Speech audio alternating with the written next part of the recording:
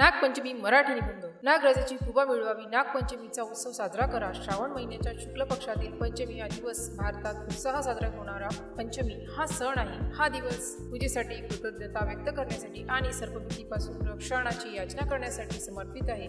या दिवशी सर्प हे केवळ भीतीचे प्रतीक नसून पूजनीय आणि संरक्षण देवताच मानले जातात. नाग मानवाचा मित्र, त्याचा संरक्षक हा सदाचार. हिंदू पुराण कथानुसार नाग ही पाताळ लोकाचे राजे असून त्यांना देवांचे सारथी मानले जाते. भगवान शिवजी यांच्या गळ्यात नागाला अलंकार म्हणून धारण करतात. नागपंचमीशी अनेक कथा निगडीत आहे. एक प्रसिद्ध कथा अशी आहे की जन्मेजय राजाने सर्पसत्र यज्ञ केले होते, ज्यामुळे सर्पजातीचा नाश होण्याची शक्यता निर्माण झाली होती. तेव्हा ब्राह्मण आस्तिकाने राजाला समजून सांगितले आणि यज्ञ थांबवले. हा दिवस सर्पांच्या रक्षणासाठी उपाय म्हणून साजरा करण्यात येऊ लागला. आस्तिक ऋषीची कथा सर्पवंशाची रक्षण कथा. दुसरी कथा सुफला नावाच्या बहिणीची आहे, जिने भावाच्या मृत्यूनंतरही नागपंचमीचे व्रत पाळले आणि भाऊ जिवंत झाला अशी श्रद्धा आहे. त्यामुळे बहिणी भावाच्या दीर्घ आयुष्यासाठी व्रत करतात. सुफलेच्या व्रताने भाऊ जिवंत झाला. बहिणीचा प्रेमभाव कधीही मेला नाही. नागपंचमीच्या दिवशी लवकर उठून घर स्वच्छ करून दाराच्या दोन्ही बाजूने गोमयाने स्वस्तिक काढतात. अशा काही ठिकाणी मातीच्या किंवा चांदीच्या नागाची मूर्ती स्थापन करून पूजा केली जाते.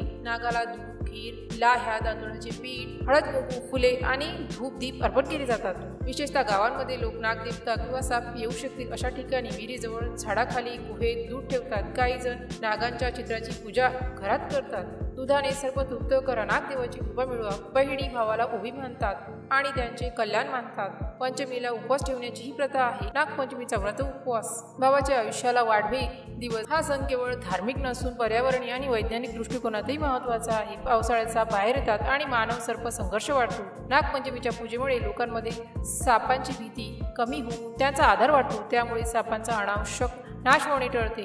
साप शेतातील उंदीरांना खातात, त्यामुळे शेतकऱ्यांचे मित्र आहे हे विसरून चालणार नाही. सर्प शेतातील शत्रू खातो, उंदीर नष्ट करी शेतकऱ्यांचा दुःखभार हटवतो. दूध पाजणाऱ्यांच्या प्रथेमागे सापांना पाणी उपलब्ध करून देण्याचा संदेशही सापडतो. हा सण समाजातील जैवविविधतेचे संरक्षण करण्याची आणि प्राण्यांबद्दल कृतज्ञता जागृत करण्याची प्रेरणा देतो. हा दिवस कुटुंबातील भावा बहिणींच्या नात्याला अधिक दृढ करतो. नागपंचमी हा दिवस भावा बहिणीच्या प्रेमाचा विशेष दिवस आहे. समाजात सर्पदंशापासून बचाव आणि उपचारांची माहिती पसरवण्याचीही संधीही हा सण निर्माण करतो. नागपंचमीचा पवित्र दिन. सर्पदंशाची भीती नको, नागपूजेची प्रीती हवी. नागपंचमी हा केवळ धार्मिक विधीचा दिवस नसून प्राकृतिक प्रत्येक घटकाचा आदर करण्याचा, पर्यावरणाच्या संतुलनाचे रक्षण करण्याचा आणि भयाला प्रेमाने जिंकण्याचा संदेश देणारा सण आहे. सर्पाबद्दलच्या अंधश्रद्धा टाळून त्यांचे पारिस्थितिक महत्त्व समजून घेऊन आणि त्यांचे संरक्षण करण्याची जबाबदारी पेलत आपण या सणाचा खरा अर्थ पाळला पाहिजे. नागदेवाची करा पूजा, प्रकृतीचा करा साजा.